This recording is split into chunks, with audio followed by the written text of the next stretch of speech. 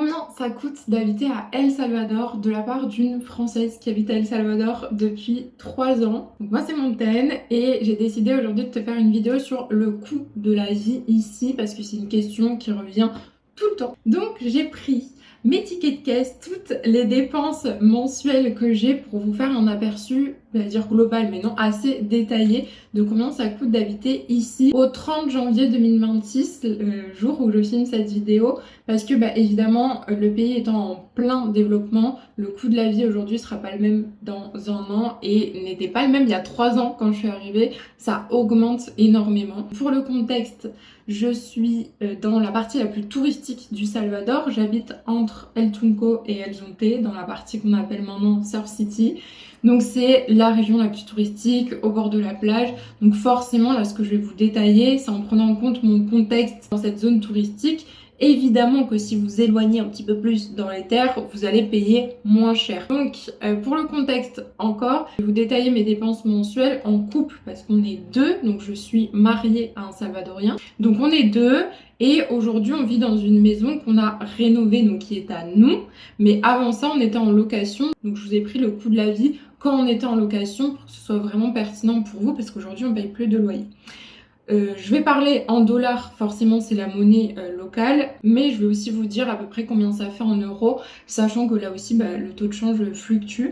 Donc là en ce moment, 1 dollar est égal à 85 centimes. C'est kiff kiff, c'est pas totalement en euros, mais ouais, c'est kiff kiff.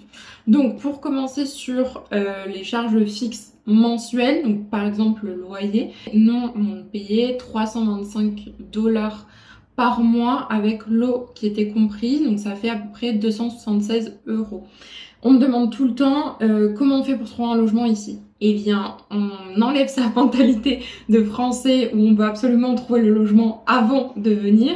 Si ça n'existe pas, il faut venir sur place et que vous demandiez à des locaux. C'est la meilleure façon d'avoir un logement. Si vous venez dans le coin, moi je peux vous aider à trouver un logement évidemment, à force d'avoir des contacts ici. Mais c'est vrai que les seuls endroits où vous allez pouvoir trouver c'est Airbnb, Booking, mais forcément c'est au prix touristique quoi. Si vous venez avec un gros budget, pourquoi pas booker ça à l'avance, mais il vaut mieux par exemple booker quelques jours, une semaine, et après aller demander aux locaux, leur dire est-ce que vous connaissez un logement qui se loue pour 2 semaines, pour 1 mois, c'est toujours comme ça qu'il faut fonctionner ici pour le moment. Et après sur Facebook, donc il y a Marketplace où des fois il y a des logements, mais pareil, ils pratiquent des prix pour les touristes, donc c'est vraiment pas avantageux de fonctionner comme ça. Donc nous c'est ce qu'on avait fait pour trouver cette maison là. On s'était un peu éloigné d'El Tunco, tout ça, on était allé à 10 minutes vers Tamanique ça s'appelle, donc c'est un petit peu plus dans la montagne, mais en vrai en 7 minutes, même pas 10 minutes, on est sur El Tunco. C'est forcément un peu plus éloigné que du bord de plage, d'où le prix du loyer qui était quand même formidable. Et donc on avait cet endroit où on voulait vivre pendant 6 mois, on cherchait une maison à louer. Du coup on est allé là-bas et vraiment en 5 minutes on a trouvé. Donc on a vu des ouvriers qui étaient en train de travailler sur une maison. On leur a dit bonjour, excusez-nous, vous savez où on peut trouver un logement en location pour le mois ou pour... Voilà, ils aiment bien quand c'est une longue durée, donc on a dit ou pour plusieurs mois, 2 ou 3 mois, etc. En moins de 5 minutes, on était en train de faire la visite d'une maison et on avait le propriétaire au téléphone, etc. Donc du coup, ça s'est fait hyper rapidement. Et voilà, c'est comme ça qu'il faut fonctionner. Donc forcément, moi, ça aide parce que j'ai mon mari salvadorien à côté de moi. Mais même en tant qu'étranger, je vous invite à apprendre quelques phrases en espagnol si vous ne parlez pas en espagnol et leur demander où est-ce qu'on peut louer quelque chose au mois, est-ce que vous connaissez quelqu'un et tout. Ce sera toujours plus... C'est comme ça que ça fonctionne ici. Et donc, le prix là, du loyer que je vous ai dit, c'était pour une maison avec 2 chambres, grande maison, un petit jardin avec un hamac, etc. Et la clim. Important, la clim. Au tout début, quand je me suis installée ici avec mon chéri, on vivait dans une toute petite maison. On payait même pas 100 dollars, on payait genre 75 dollars par mois, mais c'était une toute petite chambre, il y avait très peu de confort. On y est resté pendant un bon petit moment, mais au bout d'un moment on voulait un petit peu plus de confort, mais au tout début je n'avais pas ça. Donc du coup 325 dollars le loyer, ensuite électricité, c'est à peu près 30 dollars, mais évidemment, je vais me répéter, tout dépend où est-ce que vous habitez, votre consommation en termes d'électricité. Nous, la clim, on la met pas forte du tout. Voilà, on l'utilise par contre toutes les nuits. C'est sûr que si vous mettez la clim à 16 degrés toute la journée, votre facture d'électricité, ça va augmenter, c'est logique. Donc nous, on payait à peu près 30 $. Ça a été même moins, en général, c'était 25 $. Aujourd'hui, dans cette maison, là, pareil, on a payé à peu près 25 $ en ayant la clim toute la nuit. Et des fois, moi, là, comme quand je travaille, quand je filme des vidéos, etc., je la mets de temps en temps dans la journée. Donc voilà, pour le prix, ça fait à peu près 30 $, 26 € par mois. Internet, du coup, c'est 25 $ par mois, 21 € du coup, ça fait. Donc en charge fixe pour deux, ça faisait 370 $, donc 315 €.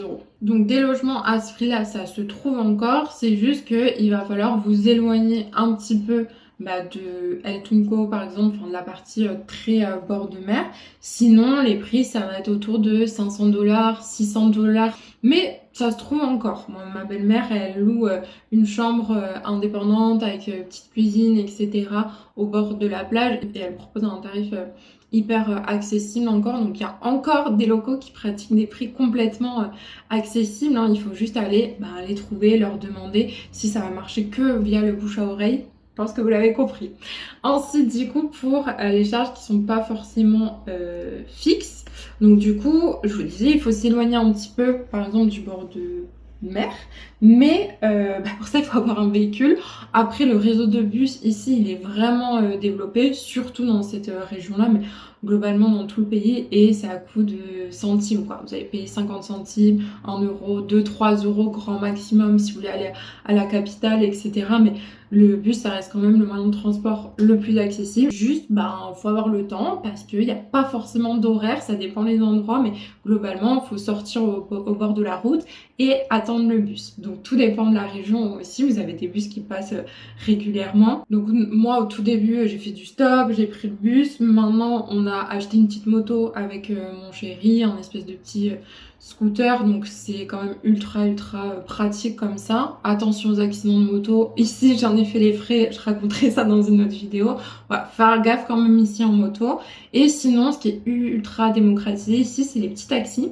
Donc au niveau des transports, bon, il y a Uber qui arrive en force ici au Salvador aussi, mais qui pratique vraiment des prix super bas. Donc tant mieux, j'ai envie de dire, mais d'un autre côté, forcément les taxis à côté ils sont pas trop contents et les personnes qui conduisent les voitures qui font Uber sont quand même assez mal payées, donc à choisir, essayer de trouver un contact d'un taxi local. Donc moi c'est ce que j'ai dans mon téléphone, j'ai 2-3 gars qui font des trajets ici et ça... Pareil, ça a coût de 2 $ si je veux aller à la plage, 4-5 $ si je veux aller au supermarché le plus proche, etc. Donc ici, on utilise beaucoup. Et sinon, vous pouvez louer une voiture, c'est entre 30 et 35 $ la journée. Si vous êtes bord de plage, que vous voulez aller faire une journée à San Salvador, voire 2 jours, etc. Si vous voulez aller faire la Ruta de las Flores pendant 3 jours, c'est toujours plus intéressant quand même de louer une voiture. Donc c'est à peu près ce prix-là, vous en trouvez à 30 $ la journée pour une voiture classique. Après ça coûte un peu plus cher, je crois que c'est autour des 55 $ si vous voulez genre un peu un 4x4, ce qui peut être intéressant si vous venez en saison des pluies. Il y a des accès qui sont quand même difficiles, donc c'est intéressant, mais tout dépend où vous voulez aller, etc., votre budget, mais ça se fait aussi. Donc moi personnellement, c'est plutôt la moto, les petits taxis, et de temps en temps on loue une voiture pour genre aller faire des grosses courses à San Salvador, ce genre de choses. Donc j'ai mis à peu près le budget transport 40-60 $ selon si on a beaucoup loué une voiture ou pas. Ça varie tellement de mois en mois, donc je peux pas trop vous dire. C'est du à peu près, donc ça fait entre 34-50 €. Sauf si vous achetez votre voiture. Et du coup au niveau de l'essence de la moto, j'ai mis 20 $ par mois, mais en vrai c'est beaucoup moins, ça fait 17 €. Mais voilà, la moto ne consomme rien, donc en vrai c'est même un petit peu moins. Et ça on me demande tout le temps le coût de l'essence. Alors quand vous arrivez au Salvador, ça va vous surprendre, vous allez voir 3 et quelques, mais c'est le prix du gallon. Donc le gallon c'est un peu plus de 3 litres, 3,7 litres. Et donc pour l'essence super, c'est 3,80 €. C'est en gros la meilleure essence à prendre. Donc 3,80 en dollars, ça fait 3,23 €. Et si vous voulez du diesel, c'est 3,40 $. Donc ça fait 2,89 €. Voilà. Pour du coup 3,7 litres. Donc un peu plus de 3 litres et demi. Je vous ai dit, je vous ai tout détaillé là. Vous avez le prix de l'essence, le prix du diesel, absolument tout. Donc ça c'était niveau de transport. Je pense que j'oublie rien. Si vous avez des questions, posez-les-moi en commentaire évidemment. Ensuite, j'ai mis forfait téléphone. Bah ça c'est fixe en vrai. Je sais pas pourquoi je l'ai mis dans non fixe, mais du coup forfait téléphone c'est le mien, c'est 12 $. Donc c'est 10 € par mois. En fait, il y a tous les réseaux sociaux et WhatsApp, messagerie, etc. illimité. Et en plus de l'internet, je sais plus combien il y a exactement, mais ça fait large le mois, même en utilisant le GPS, en mettant la musique, etc. en dehors de la maison quand j'ai plus le wifi. Donc c'est 10 € par mois, mais vous avez même des forfaits beaucoup plus accessibles. Après j'ai mis frais bancaires, bon ça à titre indicatif parce que tout dépend si vous installez ici, si vous voulez ouvrir un compte bancaire, tout dépend de la banque, etc. Du coup c'est à peu près 3 $ par mois, ce qui fait 2,50 €. La carte française, bon, ça dépend en fait si vous avez des frais à l'étranger, etc. Donc ça dépend trop pour vous dire. Moi maintenant j'ai plus de frais bancaires. Ensuite j'ai mis les abonnements. Alors ça c'est trop bien les abonnements. Spotify, Netflix, etc. C'est 2 fois moins cher. Enfin ça dépend évidemment le forfait que vous prenez, l'abonnement que vous prenez, mais Netflix, ouais, on est sur 9 $ chacun, donc ça doit être dans les 8 €, quelque chose comme ça. Ça fait 7,50 ici, avec le forfait qui coûte en France c'est 14,99. Donc ouais, moitié moins cher. Et Spotify, je crois que c'est pareil. C'est beaucoup moins cher. Et ensuite, salle de sport. Bon, alors j'y vais plus depuis mon accident de moto, mais c'était 35 $ par mois, donc approximativement 30 € par mois pour un accès illimité. Et évidemment, je vais finir par la nourriture, le plus important dans la vie. Donc, je vous ai mis un exemple de course hebdomadaire. J'ai mis à peu près 80 $ par semaine à deux. Ça fait 67,30 €, sachant que on cuisine quand même beaucoup.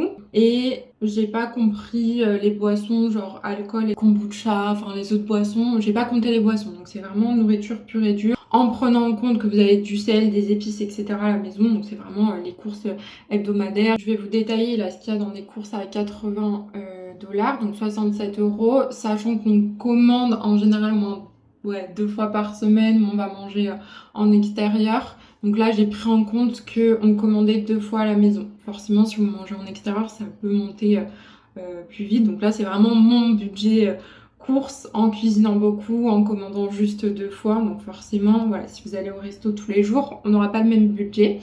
Du coup, dans les courses à 80 $, j'ai 15 $ de fruits et légumes, parce qu'on mange beaucoup de fruits et légumes par semaine. Donc ce serait 13 € en mangeant des fruits et légumes vraiment tous les jours. C'est mon alimentation de base. Les œufs pour une plaque de 30 œufs, ouais, c'est 5 $, donc à peu près 4 €. On en trouve des biens. Faut là aussi pareil, soit vous avez les œufs super industriels en supermarché, soit faut trouver le contact qui a des œufs de poule à la ferme, etc. Donc ce qu'ils demandent là dans ces 80 $, c'est pas tout au même endroit, c'est pas tout au supermarché. Les fruits et légumes, on les achète dans des camions qui passent ici ou au marché. Les œufs, on les a à un endroit. Le pain au levain, donc j'ai mis 6 $, 5 € parce que le pain me manque et donc il y a quelqu'un qui fait du pain ici. Les crevettes, on les achète au bord de la plage, donc quand elles sortent, quand elles sortent littéralement de l'eau. Donc là, c'est 6 $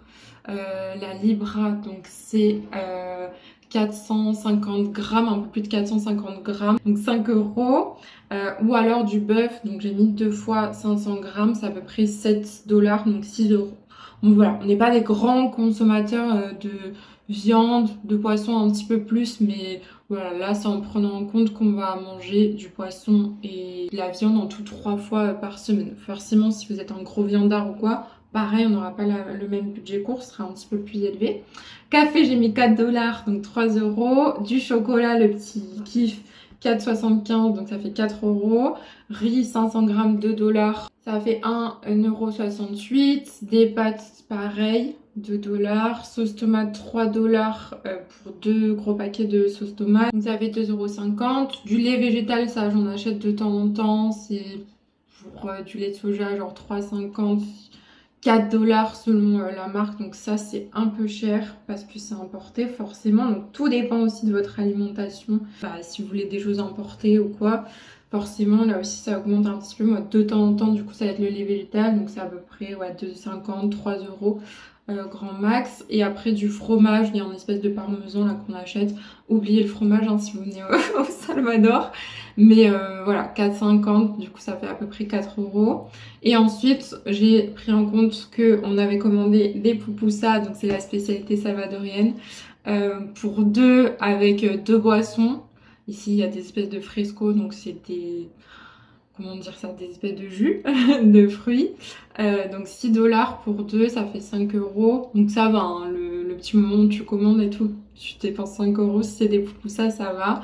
Ou une pizza, ici, une grande pizza, là, on se fait livrer, c'est 11 $, donc 9 €. Ça fait 68 € en tout. On pourrait rajouter 20 € facile si on va manger au resto en soir. 68 €, c'est vraiment en cuisinant, en mangeant pas trop de viande, en ayant voilà, une bonne hygiène de vie. Forcément, des fois, on va avoir du poisson, il y a un arrivage de poisson et pour genre 5 €, vous avez deux énormes poissons. Donc ça demande quand même de pas faire toutes les courses au supermarché. Le supermarché ici, le plus connu, c'est Super Selectos. Et du coup, forcément, si vous faites toutes vos courses là-bas, même fruits et légumes, pareil, ça va augmenter un petit peu. Donc je vous conseille les fruits et légumes d'acheter ça dans les camions qui passent, aller au marché. Si vous venez par ici, vraiment allez demander où est-ce qu'on peut trouver du poisson, où est-ce qu'on peut acheter des crevettes. Il y a un port ici avec de l'arrivage, donc c'est toujours moins cher de faire comme ça. Voilà, tout dépend. Pareil, si vous êtes en vacances, vous voulez pas trop vous embêter, etc. Donc le budget mensuel en prenant en compte là, ces courses-là, ce budget-là de 68 € par semaine. Du coup, les charges fixes, on est sur 380 $, ça fait 319 € pour loyer, eau comprise, électricité, internet en tout. Et ensuite, pour les charges non fixes, on est sur 488 $, donc ça fait 410,50 €.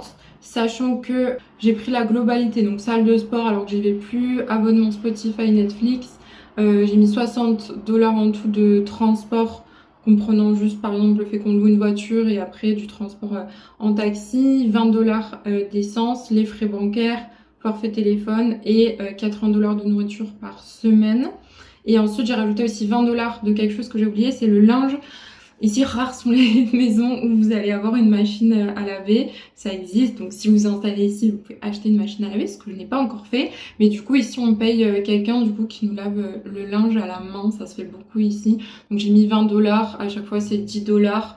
Et on fait ça à peu près toutes les 2 semaines. Donc là, je voulais vraiment même extrapoler un petit peu les charges. En vrai, je vais plus à la salle de sport. On paye pas autant de taxis et tout en ce moment, mais c'est pour que vous ayez voilà, le budget complet. Forcément, depuis 3 ans, je connais maintenant les bons plans. J'ai mis des choses en place pour réduire les coûts, le fait de où est-ce qu'on va trouver de la cuisine locale, etc.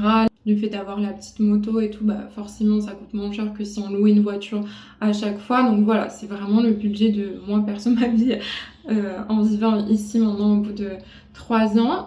Voilà, pour ça, je pense que j'ai pensé à tout. Si j'ai oublié certaines choses, évidemment, si vous avez des questions, posez-les-moi en commentaire. Je reprends les vidéos sur la vie ici à El Salvador parce que vous êtes de plus en plus nombreux à me poser des questions.